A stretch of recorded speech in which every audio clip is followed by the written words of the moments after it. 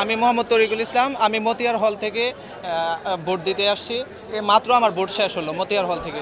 তো আমি ভোট দিতে গিয়ে যা যা সমস্যা ফেস করছি, প্রথমত আমরা অনেকক্ষণ দাঁড়িয়ে থাকতে হয়েছে। ওইটা কোনো সমস্যা না, ভোট দিতে গেলে দাঁড়িয়ে থাকতেই হবে। কিন্তু ভোট দেওয়ার পর আমি যখন আমার নির্বাচিত মনোনীত প্রার্থীদের ভোট দেওয়ার পর ব্যালট পেপার রাখবো, সেখানে অনেক ভিড়। সেখানে আমি রাখতে গিয়ে আমার যে প্রার্থীতে আমি যাদের করলাম, নির্বাচিত করলাম, সবাই আমারটা দেখতে পাচ্ছে। তো ভোট কি প্রাইভেসিহীনভাবে ভোট হয়? আমার তো প্রাইভেসি নষ্ট হলো, এটা তো হয় না। ভোট একটা হবে সবচেয়ে প্রাইভেসি অনুযায়ী। আমার ভোট আমি ব্যতীত আমি কাকে দিলাম সেও যেন না দেখে, অথচ এখানে 15 থেকে 20 জন আমার ভোট দেখতে পাবে। তো এভাবে কিভাবে হয়?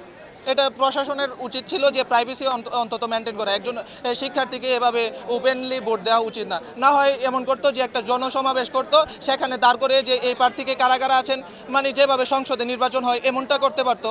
অথচ এমনই হচ্ছে, নামমাত্র এভাবে হয় না।